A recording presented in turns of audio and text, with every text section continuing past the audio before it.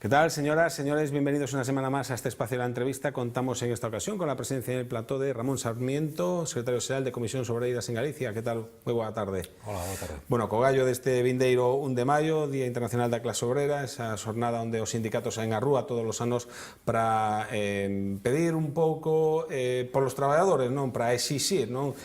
Nun ano onde que hai escasamente unhas horas o presidente da Xunta falaba de que se iba a revisar o crecimento a alza da economía galega para este ano 2018 nunhas cantas décimas, pero pola outra hai ese telón de fondo, ese debate de fondo que é a sostenibilidade das pensións, non? Eu non sei se dende os sindicatos se ve o vaso medio cheo ou medio vacío. Como está a situación actual, Ramón? Bueno, pues o que hai que decir é que depende de quen sea o vaso, non? Efectivamente, estamos levamos a uns cantos anos, creo que é o cuarto xa, onde os indicadores macroeconómicos se corrixen a alza sistemáticamente, non? O que tamén está acontecendo en unha situación inédita, polo menos na nosa opinión, é que estamos por primeira vez en un proceso de forte e crecente pulo económico que non ven acompañado dun progreso da maioría social, non? É certo que neste momento están incidindo todas aquelas reformas que se nos decía estruturais ao calor da crisis e que agora estamos comprobando os efectos estruturais na devaluación dos salarios, en deteriorar o mercado de traballo, en este contexto de reparto desigual onde parece que esta etapa de crecemento tamén as políticas pretenden facer permanente, non? O 1º de maio nos manifestamos os sindicatos, convocamos os sindicatos, pero os que están chamados a mobilizarse pois o conxunto dos traballadores é un día no que a clase traballadora se reconoce como tal na súa data de referencia internacional. É moi bo que este 1º de maio a clase traballadora entenda que ten que volver a salir ás rúas porque se está movendo nun contexto onde non se moveu, polo menos no noso país, desde que estamos en un proceso democrático, onde hai un crecemento inédito, moi forte, onde os beneficios empresariais, o reparto de dividendos están en niveles hoxe xa superiores aos anos precedentes á crisis, a clase traballadora está comprobando a desigualdade no reparto. Ese será o leitmotiv deste ano, o eslogan, ese reparto da riqueza, ou estou pensando, por exemplo, nas pensións, o que falaba antes da sostenibilidade do sistema ao longo plazo, cal será, digamos, ese eslogan, se xa está decidido? A situación das pensións ten moito que ver con isto. Este sistema de reparto neste caso as clases pasivas, podemos falar dos pensionistas, do seu 0,25, do que se anuncia para o índice de revalorización e de sostenibilidade das pensións a partir do ano que ven, onde cada vez vai ter menos que ver o noso último salario ca nosa pensión, ou polo menos se pretende. Tamén ten moito que ver con que o 50% dos parados hoxe na nosa comunidade non teñan ningún tipo de percepción de desempleo e os que a teñan moi deteriorada. Eses eran elementos que se nos truxeron á escena no momento máis crudo da crisis, hoxe perduran co ánimo de convertirse en elementos estruturais do reparto de renta, do reparto de renta no noso país que se vai correndo cada vez máis a que uns poucos dispoñen de todos uns elementos estruturais que lle permite seguir acumulando riqueza e hai unha clase traballadora que cada vez, pois o feito de ter un contrato laboral, pois xa non garantiza ter un traballo, que é aquilo que che garantiza ter un proxecto de vida, poder independizarse, ter unha casa, facer unha familia, non? Un ano máis, por certo, non haberá unidade sindical no vindeiro 1 de maio. Por un lado irá a CIGA, por outro lado irán UGT, Comisións Obreiras. Eu lembro a última vez que estivestes aquí sentado, unha vez que che nomearon secretario xeral de Comisións Obreiras en Galicia, que ti traballarías por esa unidade de acción. Ben, o vindeiro 1 de maio non haberá. Por un lado estará o sindicato nacionalista e por outro lado os sindicatos, as Comisións Obreiras e UGT, máis a nivel estatal, cando os tres son sindicatos obviamente obreiros, sindicatos obviamente de esquerdas. Como se explica que non se teña conquerido esa unidade de acción? E de quen é a culpa, se que alguén a ten? Si ben é certo o feito de que haya manifestacións onde non vayamos con carácter unitario, pois é moi representativo, pois o certo é que dende hai un ano, polo menos que estamos ao frente da dirección do sindicato, en que emplazamos a CIGA non tanto a unificar nas movilizacións, que é legítimo que cada un queira abrir o seu espacio de movilización, o que sí é certo é que temos que fundamentalmente neste momento artellar unha proposta dende o mundo sindical aos problemas que ten a clase traballadora. Eu estou convencido de que se pomos negro sobre blanco cal é a resposta que o mundo sindical lle quer dar a este momento de crecemento desigual, de crecemento sin reparto no primeiro momento de reparto da renta, que nos salarios, pero tamén no segundo e no terceiro, nas pensións, nas prestacións de desempleo, nos servicios públicos, na lei de dependencia, teríamos unha posición bastante similar. Esas posicións bastante similares na proposta tiñan que ir abrindo escenarios de movilización unitario. Porque queramos os sindicatos, e polo que non lo demande a maioría da clase traballadora, que eu estou convencido que non lo están demandando. Outra cousa que cada un, bueno, pois, queremos escoitar o que dicen os traballadores, a veces escoitamos só o que nos convén, os traballadores nos están demandando, non só os sindicatos. Tamén hai eleccións sindicais, obviamente, nas empresas, e cada un ten que xogar o seu papel para conseguir máis Se non a Sobrera tería que habelas, porque é certo que a competencia sindical, bueno, pois ten que servir para permanente refrescar a oferta hacia a clase traballadora e manternos pois un pouco máis vivos, non? Na gestión dos problemas dos traballadores. A competencia sindical é sana, é positiva. Pero non sei se iso impide esa unidade de acción, non? Que alguén vesa esa unidade de acción como contraproducente para os seus intereses? Non tiña por qué. Si do que estábamos falando ao principio da entrevista entendemos que estamos atravesando por unha situación excepcional, non? Porque é excepcional que estemos vivindo no noso país unha etapa de crecemento desta intensidade, que haya unha maioría social da que non se este beneficiando, nin, seamos sinceros, estén elaborando ningún tipo de política que lle faga prever que vais a poder beneficiar. Cando Montoro lle di aos traballadores que non chegan aos 14.000 euros que o que lle ofrece é non pagar impostos, o que lle está dicindo é que non prevé elaborar nin artellar ninguna política para que deixe de cobrar 14.000 euros. E, home, a un traballador que lle digan que 50 euros de IRPF, pois que vai quedar con eles no seu peto, pois o que lle están dicindo ao mesmo tempo é dicirlle, mira, vas a quedar con 50 euros máis no seu peto, pero vas ter copago na sanidade, vas ter unha prestación de desemprego deteriorada e diminuída, vais ter uns servicios públicos de menor calidade, vas ter unha educación que xa non vai ser nin universal nin gratuita para os teus fillos. Bueno, pois, no fondo, o que lle están ofrecendo a ese traballador non é nada. A situación é tan grave como para convocar unha folga xeral? O digo porque a CIG así o quere facer, cando menos a nivel de Galicia, obviamente, nas últimas datas, pois invitaba, non, a Comisión Obreras e a UGT, a través dunha carta, de sumarse a esa acción de protesta xeral, non? Comisión Obreras ha anunciado que, en principio, a intención non é sumarse a ela, porque a política, digamos, é outra, non? Por que non? Non é a situación como para facelo? Eu creo que os sindicatos, polo menos comisións, o acaba de facer, dar unha resposta a unha proposta sindical de cales son as posicións dos sindicatos no tema fiscal, no tema laboral, no tema de reparto de rentas ás clases pasivas, pensionistas, desempregados, e cal é o plantel de servicios públicos que entendemos que teñen que cubrir dentro dos presupostos xerais do Estado. Nese escenario de cambiar as políticas neste país, que é o obxectivo, entendo que tamén da CIGA, necesariamente o mundo sindical, creo que temos un reflexo moi recente, vense esa no 8 de marzo, vense esa nas movilizacións dos pensións, temos que aprender tamén os sindicatos a conxugar o verbo confluir nos procesos de movilización. Este ten que ser un proceso de movilización que axude a generar unha conciencia social mayoritaria para cambiar as políticas. Non sei se os políticos, pero, dende logo, cambiar as políticas. En este proceso, o movimento sindical ten que medir e modular tamén as súas ferramentas, como, por exemplo, é a convocatoria dunha folga xeral, de forma acompasada. Tamén como movimento político, tamén como momento político, e tamén ca maioría da sociedade. Eu creo que ten que ser unha resposta que ten que vir non de arriba para baixo, sino de baixo para arriba, e facela útil, para conseguir un obxectivo concreto, pero tamén en torno a unha proposta concreta, onde hoxe non é suficiente que o concurso en esa proposta estemos só os sindicatos.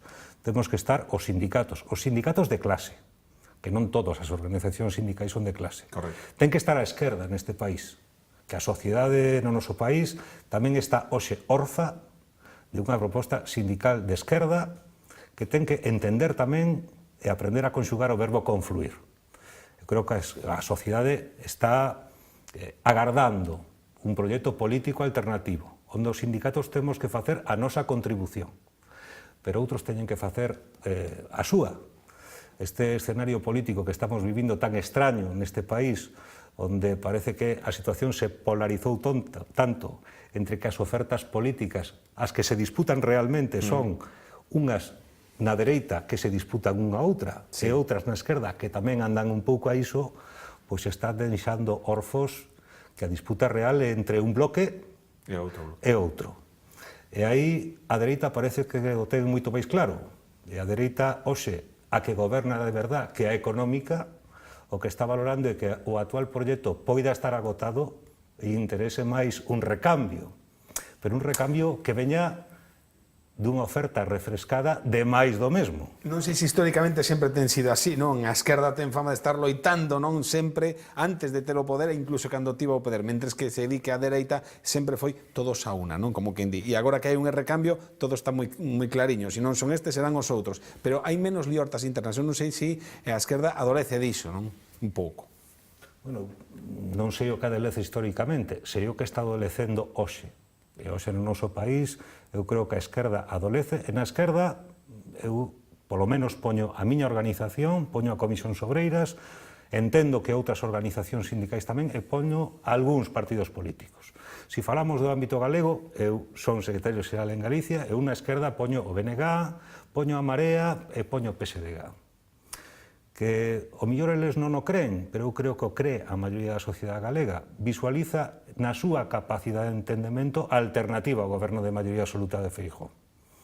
Bueno, pois visualizar eses proxectos alternativos pasa porque hoxe xa estén visualizando espacios de convergencia na proposta e tamén na movilización. Por iso é tan bo, ou nos entendemos que é tan bo, que esa unidade sindical facilite tamén eses espacios de entendemento entre as forzas políticas que necesariamente, porque os españois o decidiron así, non queremos máis gobernos de maioría absoluta, porque entendemos que ese exercicio de diálogo entre forzas políticas pode axudar a que haya un millor goberno. Por ahora non o están a entender.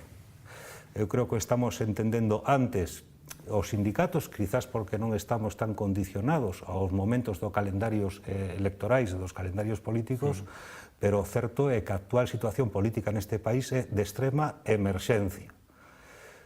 Os pensionistas, para unha parte importante de traballadores precarios, cada vez se ensancha máis. Futuros pensionistas. Futuros pensionistas, e para a xuventude, que no noso país está absolutamente orfa de resposta e de proposta política.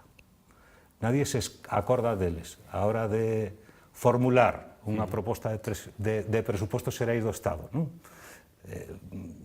Estánse acordando pois, de espacios que teñen capacidade de movilización e tamén que son moi colectivos que condicionan moito, non? As posibilidades de chegar ao goberno.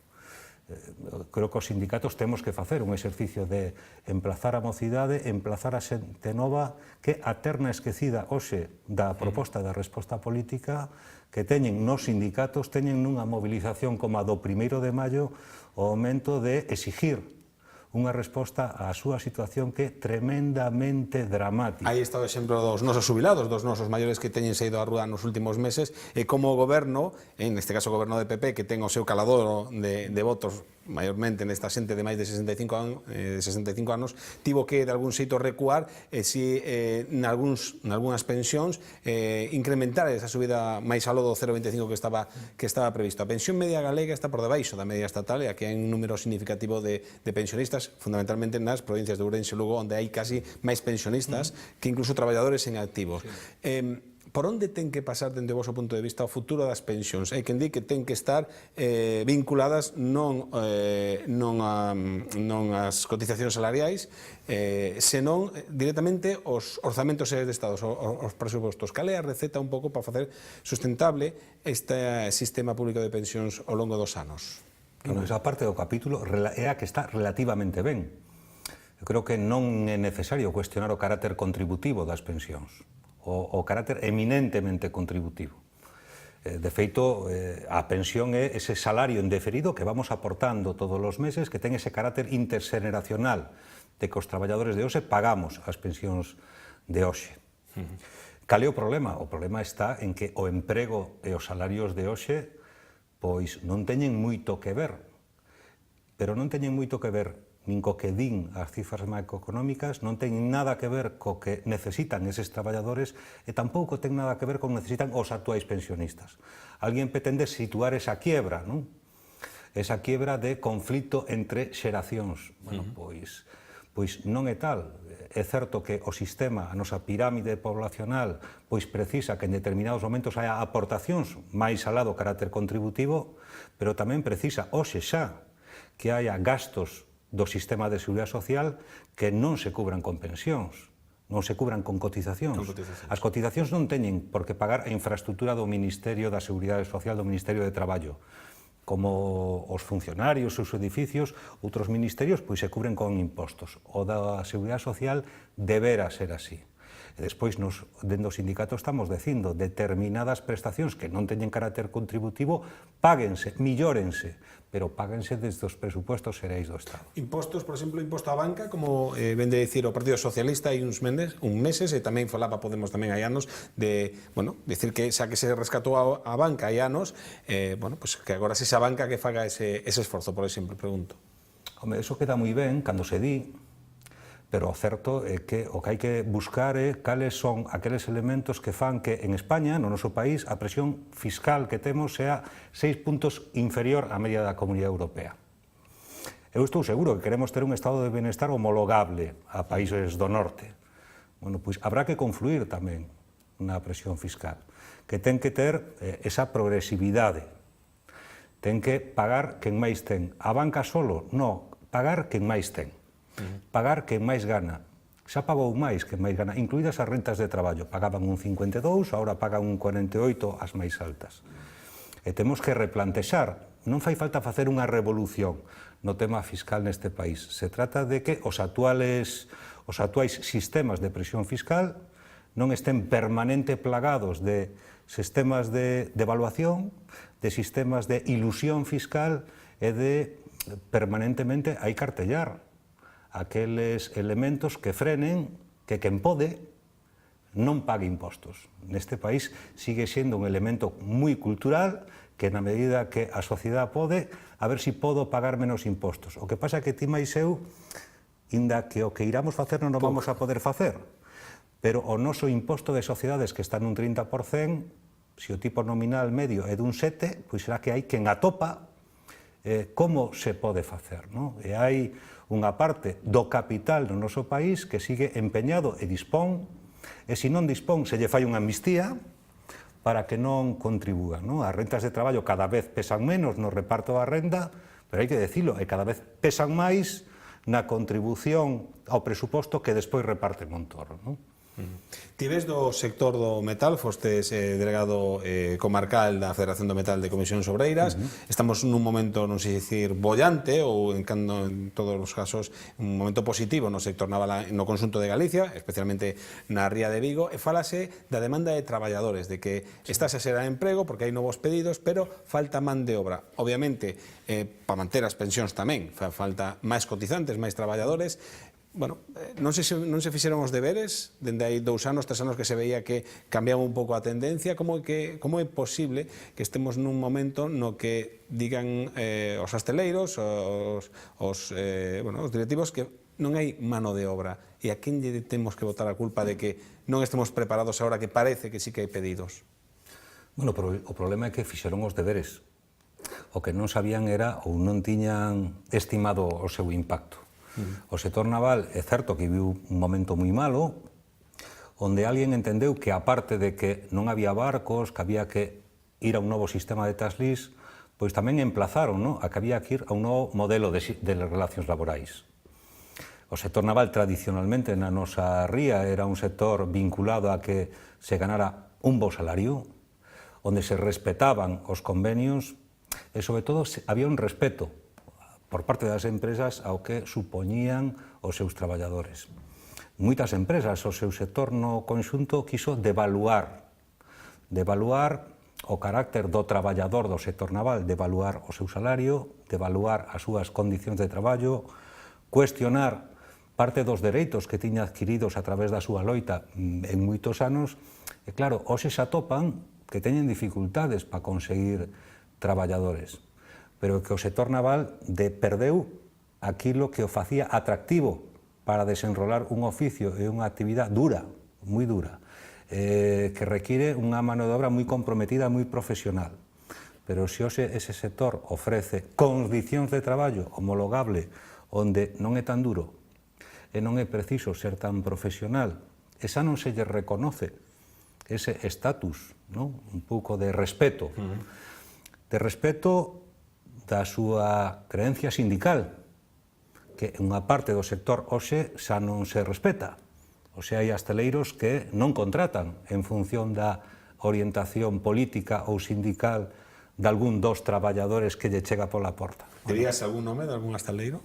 Bueno, o hostaleiro Barreras, eu creo que coñecido na nosa cidade, que aqueles traballadores que teñen un ascendente recoñecido vinculado a algunhas organizacións sindicais non queren que traballen ali. E, de feito, impiden que as empresas os poidan meter a traballar ali, non?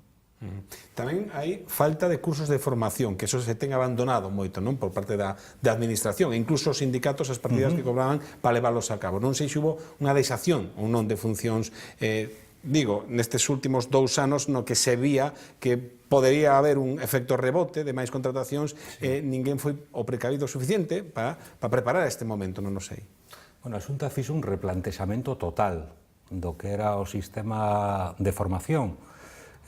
Fixo un replantexamento total que provocou que aquelas entidades que eran máis activas, sobre todo na formación continua dos traballadores, directamente desapareceran.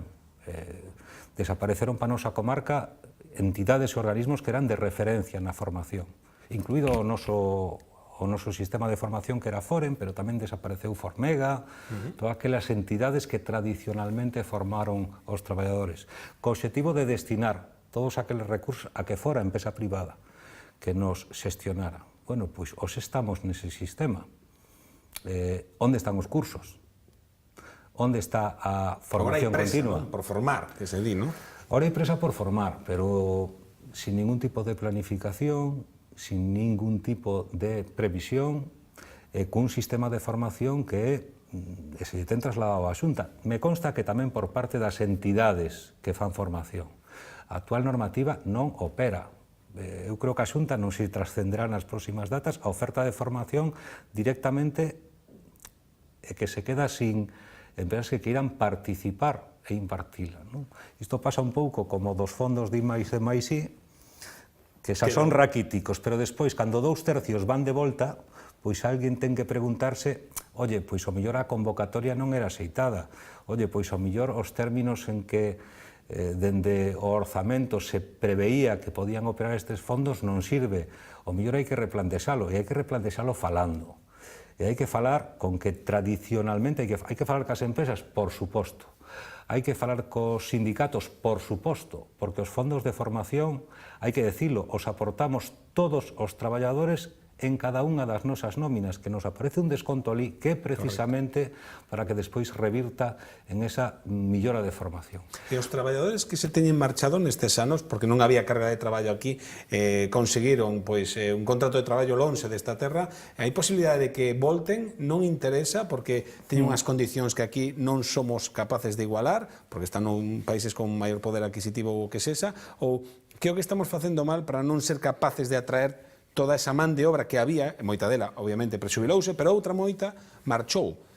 Esa sería man de obra que podera vir neste momento. Que se falamos da nosa comunidade, se falamos de Galicia, mira, que o traballador galego, sea do sector que sea, é curioso que teña mundialmente un recoñecemento, non? É un traballador comprometido, traballador, profesional. No mundo inteiro, o feito de ser traballador de calquer sector sendo galego, xa é un plus no teu currículum. Bueno, en calquer sitio, menos en Galicia, onde os nosos traballadores, por moito que digan as empresas, é lo máis importante que ten, pois non é certo, porque o teu día a día, cando hai un cuestionamento permanente na aplicación dos convenios colectivos, cando hai un cuestionamento permanente de acceder, de solicitar unha reducción de xornada, de dotar os traballadores de mellora de conciliación, de cumprir o calendario, de facilitar as vacacións, cando iso é unha radiografía bastante general no noso mercado de traballo, deses traballadores tan recoñecidos globalmente, tan pouco recoñecidos na nosa comunidade por parte dos nosos empresarios, pois, lóxicamente, efecto chamada non provoca. Cando temos na universidade xente que se está formando hoxe, cando un 80% deles hoxe non están nin tan siquiera albergando nin a expectativa, nin a previsión, nin están planificando a súa formación para poder traballar en algunha das nosas empresas, xa están planificando para traballar no estranxeiro, pois di algo, non? Hoxe o mercado de traballo no noso país, na nosa comunidade, non permite a un traballador formado ou sin formar prever que dese contrato, prever que desas condicións de traballo vai poder facer un proxecto de vida.